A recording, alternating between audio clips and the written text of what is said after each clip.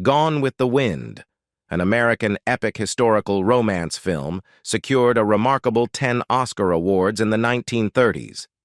Based on Margaret Mitchell's 1936 novel, the movie resembles a tempest, swirling with numerous triumphs. Yet, its tumultuous production has become a subject of fascination for viewers, from the perpetual quest for Scarlett, constant managerial shifts, and discontented actors painting a narrative that appears almost devoid of miracles. Delve into this video to uncover the concealed intricacies behind the curtains of Gone with the Wind. A decade of devotion. Margaret Mitchell's literary masterpiece, Gone with the Wind, embarked on a remarkable journey from its inception to becoming an enduring cultural phenomenon. Published in 1936, the novel quickly captivated readers with its sweeping narrative set against the backdrop of the American Civil War and Reconstruction era. Mitchell, a native of Georgia born in 1900, poured her heart and soul into the epic tale, initiating the writing process when she was just 25 years old. What makes Mitchell's accomplishment even more extraordinary is the clandestine nature of her endeavor. Despite dedicating over a decade to the novel, she managed to keep her literary ambitions a secret from everyone in her life. The revelation only came when, to the surprise of her friends and family, she announced that she was sending the manuscript for publishing. One close friend reportedly reacted with a sense of astonishment, and Mitchell, caught off guard, began to doubt her decision. Fueled by uncertainty, she sent a telegram to the publishing company expressing her desire to retract the manuscript. Fortunately, fate intervened, as one editor had already glimpsed at the masterpiece and recognized its undeniable brilliance, ensuring that Gone with the Wind would not be cast aside. The novel swiftly became a literary sensation, selling millions of copies and earning the prestigious Pulitzer Prize in 1937. However, the true zenith of its cultural impact was yet to come with the cinematic adaptation. Remarkably, just 3 years after its publication, Gone with the Wind was transformed into a cinematic masterpiece, winning an impressive 10 Academy Awards out of 13 nominations. The film, released in 1939, remains a testament to the cinematic prowess of its time. Despite the technological constraints of the era, the movie showcased unparalleled acting performances, breathtaking sets, and exquisite costumes. The adaptation seamlessly brought Mitchell's vivid characters and southern landscapes to life, solidifying its place in cinematic history. However, behind the glamorous facade of this cinematic triumph lay a tapestry of dark secrets. The production process was fraught with challenges, from the casting decisions to the behind-the-scenes conflicts. Despite the success and acclaim, the legacy of Gone with the Wind is complex, with contemporary perspectives casting a critical eye on its portrayal of race and historical events. The writer desired Groucho Marx to portray the tragic role of Rhett Butler. The iconic character of Rhett Butler in Gone with the Wind is a central figure in the narrative, described as tall, dark, and handsome, with an unparalleled charm and wit that captivated readers and would later captivate audiences on the silver screen.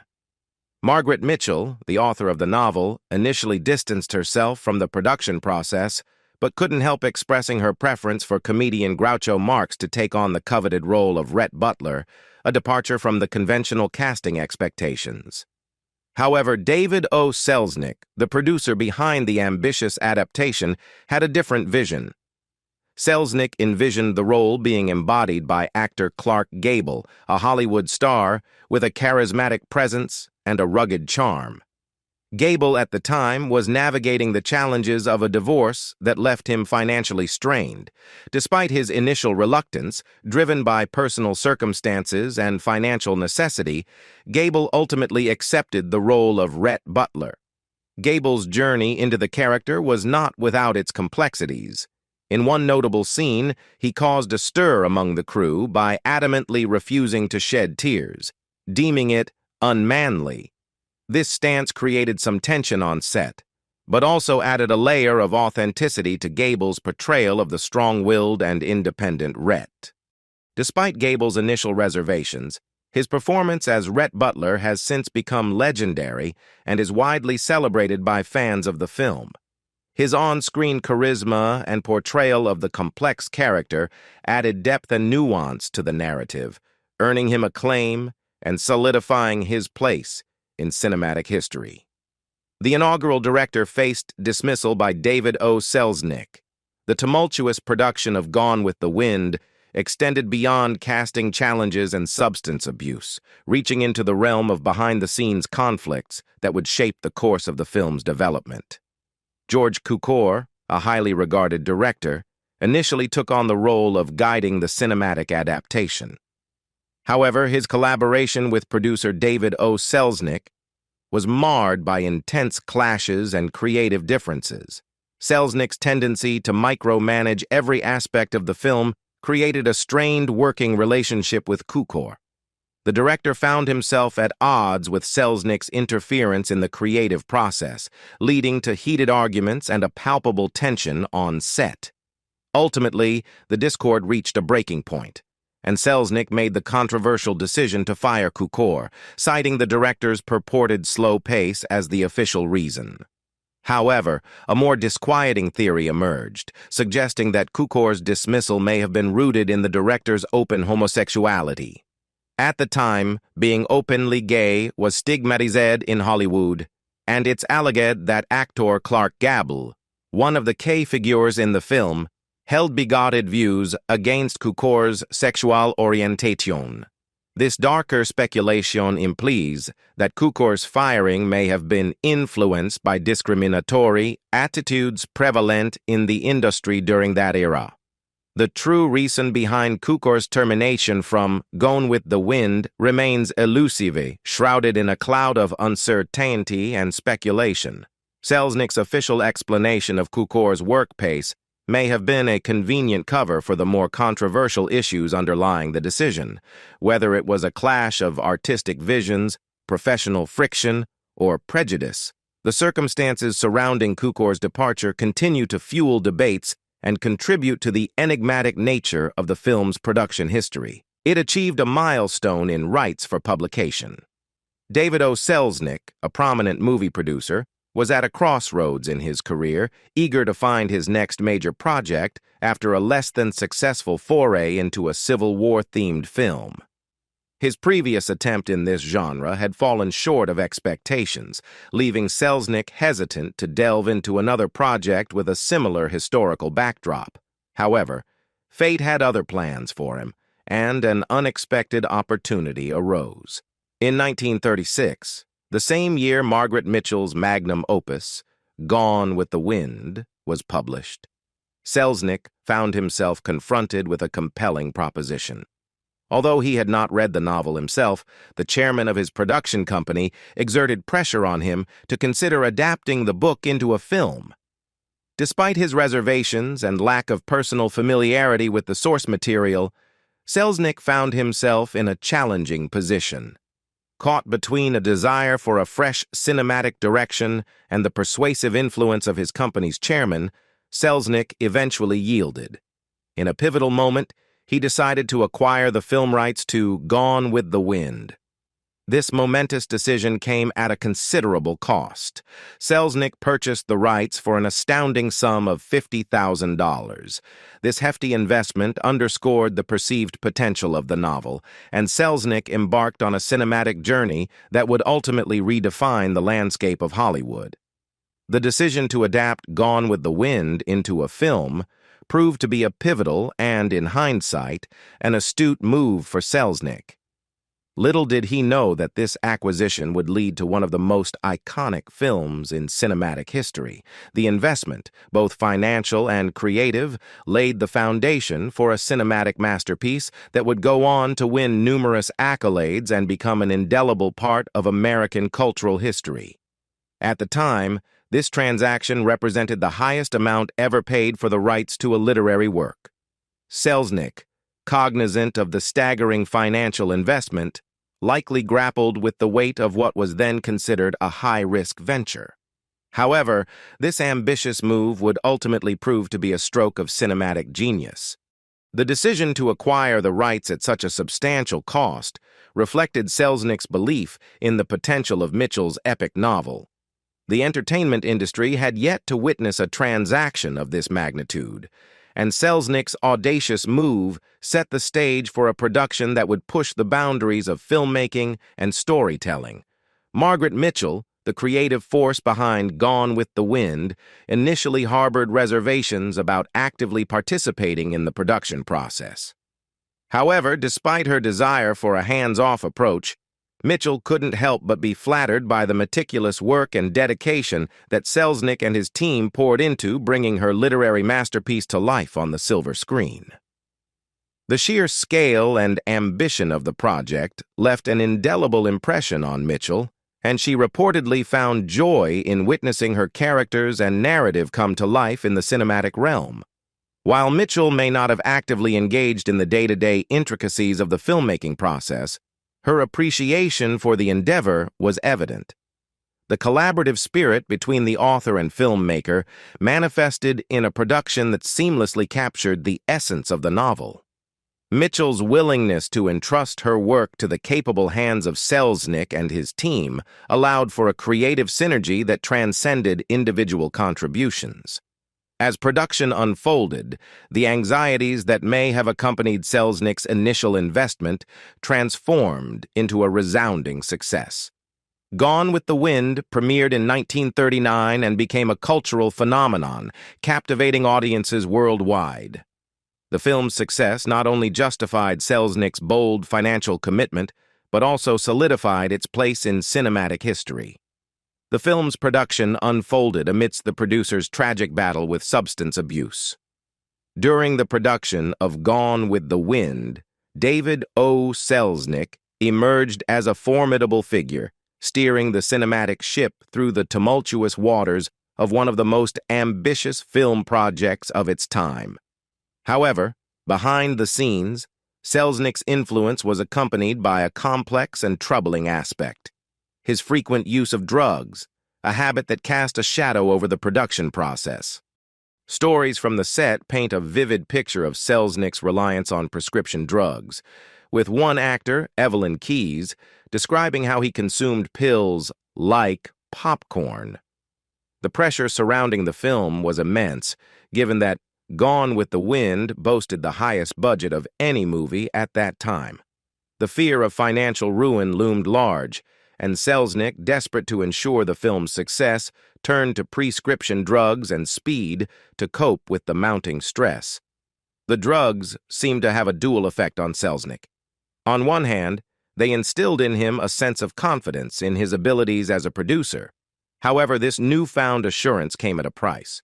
Selznick's substance abuse fueled a compulsion to micromanage every facet of the film, from the script to the set design and even the performances of the actors. The consequences of this were acutely felt by the cast and crew, who found themselves subjected to irregular shooting schedules and enduring hours of Selznick's meticulous scrutiny. The toll of Selznick's drug use on the production process cannot be overstated.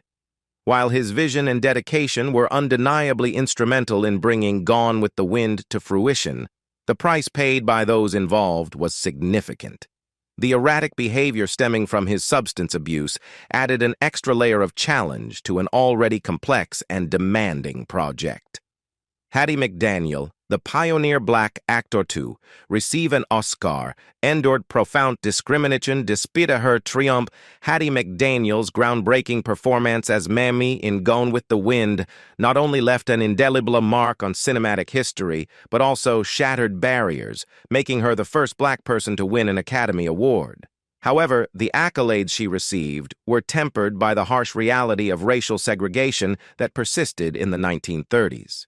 The era was marked by the Jim Crow laws, a system of legalized racial segregation that permeated every aspect of life for African Americans.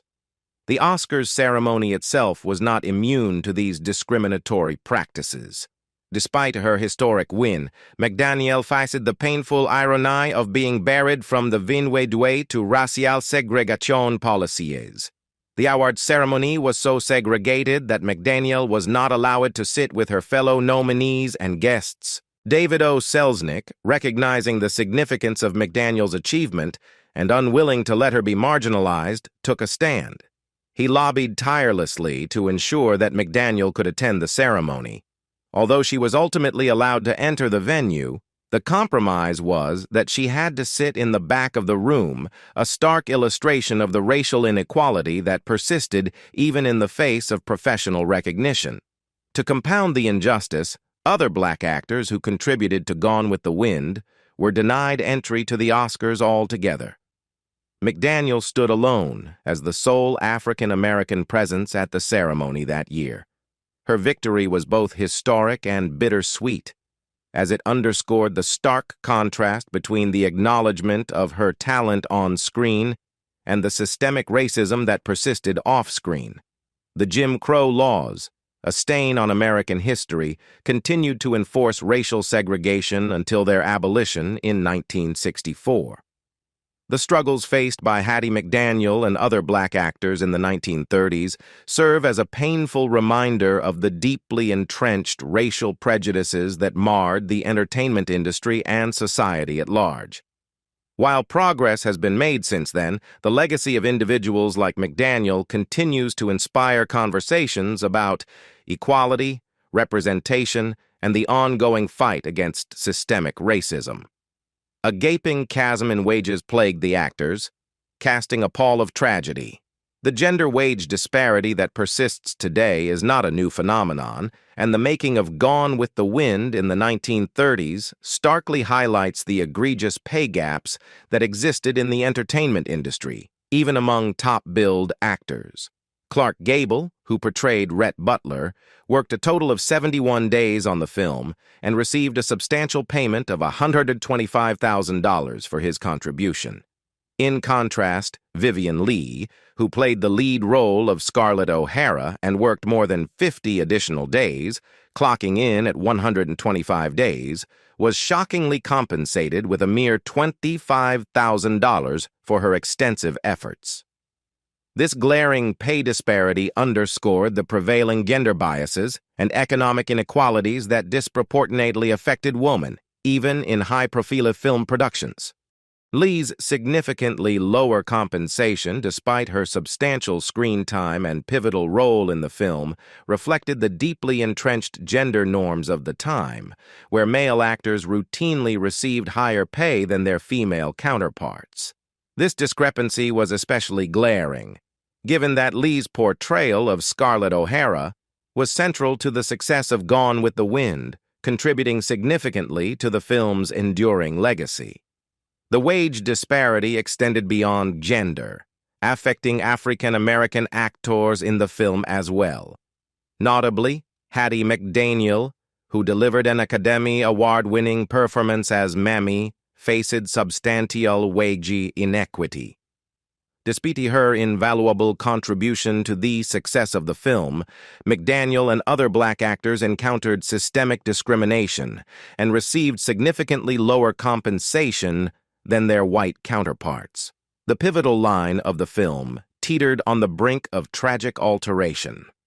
The inclusion of a now infamous line in Gone with the Wind marked a pivotal moment in the history of cinema censorship and the defiance of moral guidelines set by the Haze Code during the 1930s. In Margaret Mitchell's epic novel, the character Rhett Butler utters the iconic line to Scarlet OHara, saying, "Frankly, my dear, I don't give a damn." This bold statement became a defining moment in the narrative, capturing the essence of Rhett's indifference and marking a crucial point in the character dynamics. However, during the 1930s, a stringent set of moral guidelines known as the Haze Code dictated what could and could not be shown or said in American films. Even the relatively mild swear word "damn" was deemed inappropriate under these regulations. The Haze Code, established in 1934, aimed to uphold moral standards in the film industry, imposing restrictions on content ranging from language to depictions of violence and sexuality. David O. Selznick, the producer of Gone with the Wind, recognized the significance of Rhett Butler's line to both the novel and the cinematic adaptation. He understood that the omission of this pivotal moment would diminish the impact of the story. Knowing that he needed to overcome the Hays Code's restrictions, Selznick embarked on a determined and lengthy lobbying effort to secure permission to include the line in the film.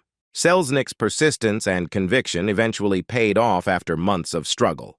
He successfully argued that the inclusion of the line was integral to the artistic integrity of the work and a faithful representation of Mitchell's novel. This victory against the Hays Code showcased the power and influence of filmmakers in negotiating artistic expression within the confines of the regulatory framework. The triumphant inclusion of "Frankly, my dear, I don't give a damn" in Gone with the Wind became a watershed moment, challenging the censorship norms of its time and contributing to the gradual erosion of the Hays Code. While the Hays Code persisted until 1968, the defiance demonstrated by Selznick in securing this line marked a step toward a more permissive era in filmmaking where artistic expression would have greater latitude in the years to come. Fortune smiled upon Vivien Leigh, granting her the fateful lead role. The casting of Scarlet OHara in Gone with the Wind marked a pivotal moment in the film's production, and the selection of Vivien Leigh for the iconic role was not without its share of challenges and controversy. Leigh was just one of the 1,400 women considered for the lead role, facing fierce competition in the audition process. The immediate hurdle she encountered was the stark contrast between her British background and Scarlet OHara's quintessentially Southern character. Scarlett, a proud Southern belle, spoke with a deep Southern accent, a dialect vastly different from Leigh's British origins. During her audition, Leigh grappled with finding the right tone and dialect, almost jeopardizing her chance when she unintentionally adopted a more northern Yankee accent. Despite the initial struggle, Leigh persevered and eventually found her footing. Her determination and acting prowess ultimately secured her the coveted role of Scarlet OHara, a character deeply embedded in American literary and cinematic history. However, the announcement of a British actress playing such an iconic Southern character triggered a wave of backlash, with criticism and skepticism echoing through the industry and among the public. The Daughters of the Confederacy, a group with strong ties to Southern heritage and history, emerged as a vocal opponent of Leigh's casting. Outraged by what they perceived as a misrepresentation of their Southern culture, they actively campaigned for a recasting. However, despite their efforts, the decision to cast Leigh as Scarlet OHara remained unchanged. The journey of Vivien Leigh in portraying Scarlet OHara in Gone with the Wind was marked by both physical discomfort and personal struggles, underscoring the challenges she faced to deliver an extraordinary performance. Leigh's on-screen elegance and poise as Scarlet OHara were achieved under less than ideal conditions. Throughout much of the film, she was compelled to endure the constraints of an exceptionally uncomfortable corset, a garment designed to shape and accentuate the silhouette of women in the fashion of the time. Adding to the discomfort, producer David O. Selznick insisted on her wearing additional tape to enhance the visibility of her cleavage, an uncomfortable and intrusive demand that added a layer of physical strain to her already challenging role. Beyond the physical discomfort, Leigh grappled with her own internal struggles. The actress, who would later be recognized as one of the most accomplished performers of her generation, faced the complexities of bipolar disorder. The intense stress of the production process exacerbated her condition, leading to notable mood swings. Navigating the demands of her personal life alongside the pressures of portraying a character as iconic as Scarlet OHara required a resilience that extended far beyond the realm of acting. Despite the adversities, Leigh's final performance in Gone with the Wind is regarded as nothing short of amazing. Her ability to transcend physical discomfort and personal challenges attest to her dedication and talent as an actress. One standout moment that solidified Lee's place in cinematic history is the iconic monologue delivered halfway through the film, a scene that continues to be quoted by fans, a testament to the enduring impact of her performance. What do you think about the secrets of Gone with the Wind?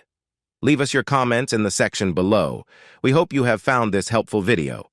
Don't forget to leave a like, share, and subscribe to the channel if you like it. Thank you for watching this, and see you in the next videos. Goodbye.